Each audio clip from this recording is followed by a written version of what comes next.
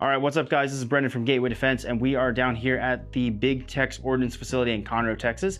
And today we're going to be talking about dry fire. Particularly, we're going to be talking about some 3 dry fire drills that you guys might find pretty helpful. The first one is going to be a grip exercise. The second one is going to be utilizing the shot timer and par times to work on the draw. And the third one is going to be the basics of target transitions. So let's just jump right into it, starting with the grip exercise.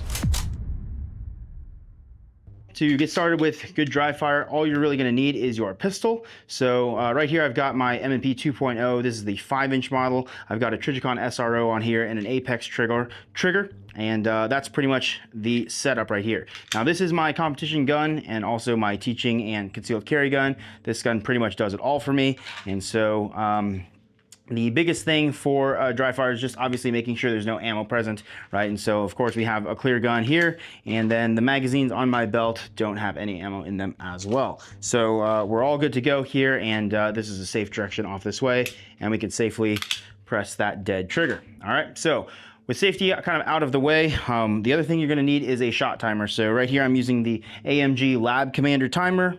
Just a basic shot timer that's going to give you the ability to set par times and just give yourself a little start time, which is going to sound like this.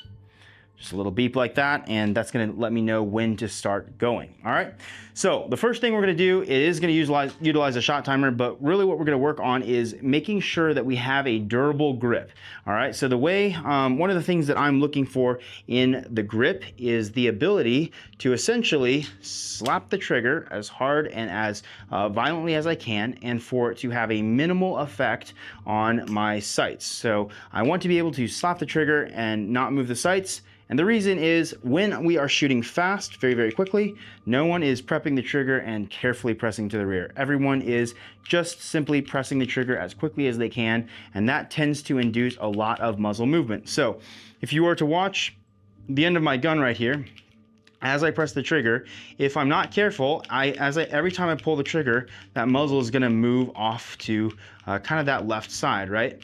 What's happening there is generally, when we watch the muzzle go to the left, what's happening is I'm changing the pressures in my hand the entire time. And specifically, the culprit is going to be the bottom 3 fingers on my dominant hand here. Every time these 3 fingers dig into the grip, it's going to twist the gun off of target, right? So a good grip is going to try to eliminate those fingers digging into the frame, and that left hand is going to come in, or that support hand is going to come in, and it's going to grip onto the gun. It's going to trap those fingers onto the frame, and it's going to apply a ton of grip pressure in order to keep the gun nice and stable.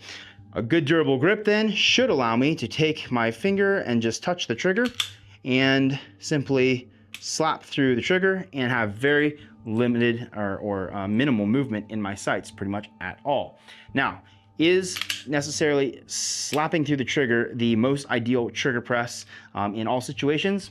Absolutely not, right?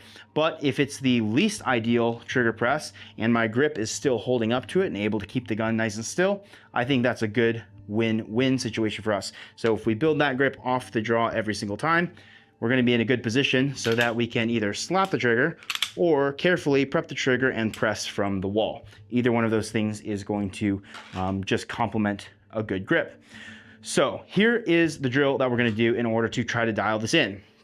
What I'm going to do is I'm going to start with both hands on the gun. I'm going to form up the grip that I want, and I'm going to put my dot exactly on a target, okay? What I'm doing is I'm picking a very small target on the wall, and I'm trying to keep that wobble zone of my dot as minimal as possible. I'm never going to be able to get the dot to hold perfectly still, but I am going to be able to get that wobble zone to just kind of chill out around my point of aim.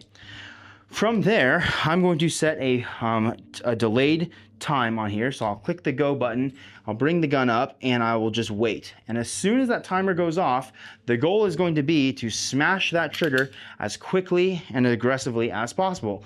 One-handed, it would look something like this. As soon as that timer goes off, we're smashing the trigger. So let's go ahead and try that. And the thing that I'm going to pay close attention to is how much my dot moves off of target, if at all. And if you're watching just from kind of a third-person view, you want to kind of pay attention to the muzzle, that front sight, and see how much movement we're getting in the muzzle. All right, it's going to look something like this.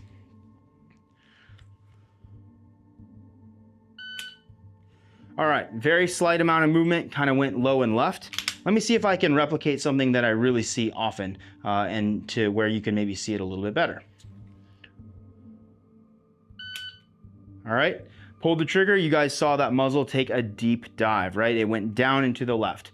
Right-handed shooters are notorious for missing low left, and that is a very classic thing that we're gonna see. So right there, I know that I was probably pulling the trigger with my whole hand, meaning as I press the trigger back, the whole hand was tightening up and the muzzle is moving off to that low left side. So in order to get rid of that, what I'm gonna do is I'm going to try to load a little bit of pressure front to back, but not any side to side. So just a little bit front to back, and then I'm gonna take that left-handed, I'm gonna crush those fingers onto the gun, and this hand is really gonna just kind of take over and allow my right hand, my firing hand, to pretty much relax, okay? So we're gonna try that, a little bit front to back pressure, left hand crushing, right hand relaxing, and see if we get any better results.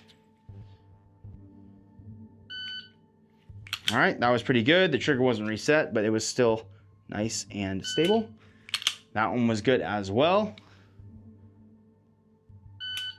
And that one was good as well. So what I'm seeing is that dot just barely shake in place, but it's not taking a definitive nosedive or taking a ride anywhere on the target. It's just kind of hovering right there in place as I'm slapping that trigger. All right, so as you work on this, what you'll find is that different ways that you're gripping the gun, different types of pressure that you're putting into it are going to affect the way your dot behaves when you pull the trigger. And so if you can build up a grip that is going to withstand you slapping the trigger, that grip should work for any type of shooting that you end up doing. So that's trigger control at speed. If you see something you don't like, make sure you try to change something, fix it, experiment with what's going to work best for you. But for the most part, those principles that we talked about of getting a good grip and letting that support hand do all the work and letting that firing hand kind of relax is going to be a good starting point. All right, so the progression from there is going to be moving into the draw. So the holster obviously serves a couple of purposes. Of course, it keeps the gun located in the same spot, and it's always in a consistent spot for me to access. But it also is allowing me to build a good grip consistently. So if the gun was in a different spot every time, it'd be hard to build that grip. And of course, we want our grip to be consistent. So having a nice holster like this is great. I can grab the gun the exact same way every single time, and I can build my grip from the draw. So the best way to figure out this is to look at the way we're gripping the pistol initially. So if I start with my pistol out on target, right, with my fully built grip that we just figured out in Dryfire, figure out that grip, what I'm gonna look for is where my left hand actually contacts the gun. The left hand for me contacts the gun right between these two knuckles.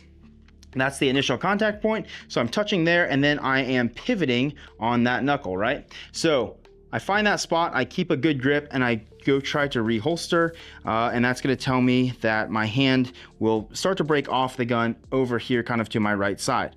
I'll go ahead and holster the gun, and that's gonna give me a good starting point for both my right and my left hands. So of course, my right hand is gonna come to the gun, the left hand is gonna come over to the right side of my body, so that as the gun comes up and clears the holster, starts going to the target, I can touch that and roll right into my grip. All right, so the efficiency or a good efficient technique is gonna look like this, hands going straight to their starting point, and then the gun lifting out of the holster, and from here, the gun following a straight line directly to my eye target line.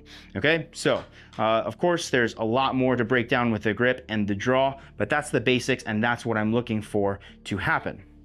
So once I've nailed down that draw technique, now what I'm gonna do is I'm gonna set a par time for myself, right? And I'm going to try to see if I can meet that par time. So I'm just gonna start with the 1.5 second draw. And in 1.5 seconds, my goal is to get from my hands hanging down here below my belt to getting the gun out, on target, and seeing my dot on target, okay? So let's go ahead and throw a 1.5 second par time on here and see what that looks like. Stand by.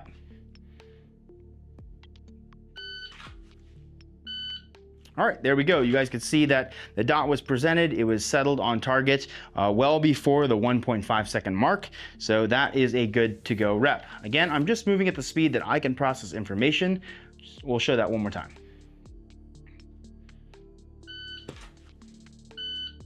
All right, there we go. I'm not even pulling the trigger. All I'm doing is looking for my dot on target. So that's 1.5 seconds. So I could spend quite a bit of time working on that technique at 1.5 seconds, making sure the technique is solid and that it's efficient.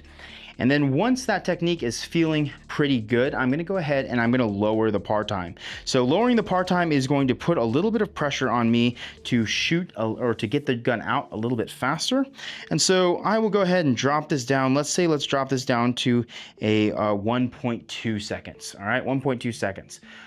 All right, I'll go ahead and give this a try and see how well I'm beating that par time. All right, good. So the gun is still up in front of my face, seeing the dot on target before that second beep. All right, once again, solid, and technique feels the same, which is good. The only thing I'm having to do is move my hands just a little bit faster. All right, so that one's feeling good. So depending on where you're at, you could keep spending some time working at that time, or you can move on and work at a lower time. So now let's move it down to 0.9 seconds. And again, we're just gonna have to pick up the hand speed, but maintain the same technique. Here we go. All right, there we go. So the dot arrived just before the timer went off. Try it again.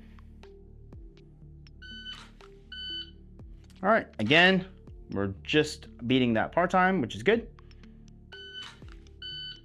And we're beating the par time. So we're good to go on 0.9 seconds, right? The dot's still arriving. Let's get a little bit crazy and see if we can't move our hands even faster and still maintain the same level of speed. So I'm gonna point this down to a 0.7 second par time, okay? So 0.7 seconds. Let's see if we can do this. Yep, there we go. So the dot's on target before the timer goes off. Again. All right, there we go. We're still beating it nicely. All right, there we go. And we arrived right as that second beep was happening. All right, so we're good to go there as well. So for me, I know I'm probably gonna have to drop this par time down to about a point, we'll do a 0.6, right? So I'm kind of dropping it in lower intervals now as we get closer to my threshold of speed. And let's see what we can do with a 0.6 par time. All right, so now we're getting pretty close, right? The dot's arriving just about as that beep is happening. All right, beat it that time. And I think I beat it that time as well, right? So you guys get the idea, but it's getting pretty close. I'm just kind of seeing my dot as that second beep is happening. So what this would inform me is that this would be a good par time to keep and to spend the majority of my time practicing. So if I have got, let's say 15 minutes to dry fire, and I'm specifically working on the draw, I'm going to start by making sure the technique is solid, working my way down to a par time where that thing is really kind of pushing me and it's pretty difficult to keep up. And I'm going to spend the majority of my time working right there, or potentially even a little bit lower, right? When you get to a point where the wheels fall off, so let's say put it at 0.5, you guys will see it's going to be a struggle at 0.5. There we go, right? And so now the beep was coming before the gun was on target, so I didn't make that one. Oh man, like I'm maybe just arriving around the same time, maybe just a smidge after. Late reaction to the timer, right? So I was late again. That one was okay, but still just a smidge behind the curve, right? So I get down to that 0.5 second mark. I'm going, hey man, like this is probably where I need to spend the majority of my time working. So that's what I encourage you guys to try. Lower the par times kind of incrementally as you go. And as you get down to that point where the wheels start to fall off, spend some time working there. And then before you're done, ratchet it back up to a little bit higher par time and make sure that you can do the one that you know you can do. So for me, that's right at about a 0.8, right? I know that I can always nail a 0.8 draw. I'm gonna go back to that for just a couple reps and make sure I still have that in the bag. Easy, right? Too easy. I've been practicing at 0.6 and 0.5. 0.8 is a piece of cake. All right, just like that, okay? So that's what I've got on the draw progression, and using your shot timer to use that par time setting to get faster.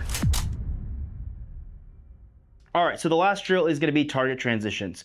Almost never are we only shooting one single target in any sort of dynamic situation. So whether that is a some sort of defensive situation or a competition, for me, I shoot a lot of competitions and there's always multiple targets. So the ability to switch between targets very quickly is a crucial skill to have, and it also adds kind of a layer of difficulty into the shooting that's going to kind of pull my attention to other things, and I have to lock in and be able to shoot very precisely and very quickly. All right, so the way I'm going to work on target transitions is I'm just going to set 3 different points of aim. Okay, so I've got a target over here, I've got a target right here in the center, I've got a target over here on the right side. And all I'm going to do is I'm not even looking to pull the trigger at all. All I'm doing is looking to see, can I have my dot on this target, and this target without overdriving past the target or underdriving, just landing the dot precisely where I want it to. A couple things that are going to help here. Number one is if you're really tense and you're really kind of stressed out and tight, you're going to tend to overdrive the gun, right? It's going to be hard to stop precisely where you want. Tension is almost always the enemy of speed as well. So generally, it's going to be a little bit slower than what you're capable of when you are nice and loose. The other thing that's going to be very important is making sure that my eyes are picking small spots on every target that I want to hit. If I just look at the whole target in its entirety, I can expect to hit the whole target. If I look at a small spot, it's going to be quite a bit easier for me to get my dot into a very acceptable spot. So I'm going to always be looking for small spots, and my eyes are going to be doing the majority of the work here. Looking to this target, as soon as I see my dot settled on the target, I'm moving it off and looking to a second target, right? I'm picking that spot, the gun is following my eyes, and then as soon as I see that dot is settled in the right spot, I'm moving my eyes and my gun. The eyes, of course, will arrive first, and my gun is going to land precisely on the third target. And you could do different variations of this. All right, so this is how it's gonna look. I'm just gonna go left to right, and then we'll go right to left. All right, stand by. Sorry, let's take off that part time. All right, here we go, stand by.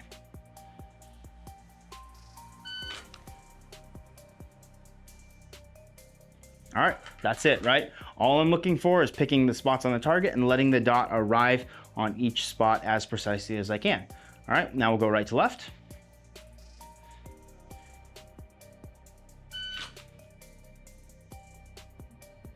All right, and that's the first iteration of it. All I'm doing, again, not even pulling the trigger, just looking for my sights on target.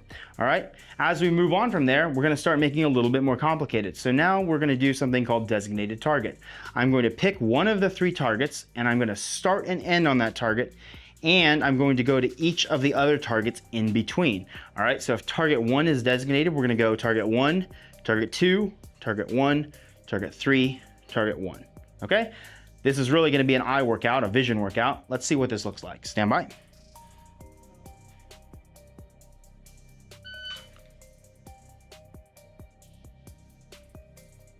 All right, so there you go. You guys can see my eyes are snapping back and forth between those targets, and the gun is following along close behind.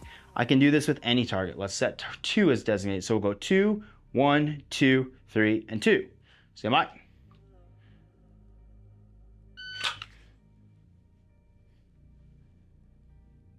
All right, again, I'm still looking for that dot to arrive softly right where I was intending to, picking that small spot. And if it's not doing that, then I'm gonna try to change something and make sure that I am landing that thing. Generally, when I overdrive the target, it happens because I'm looking at my dot and I'm not staring at the target. And so making sure you're target focused on these drills is gonna be super important. The last iteration, now I'm just gonna choose the right target as my designated target. We'll go 3, 2, 3, 1, and 3. Stand by.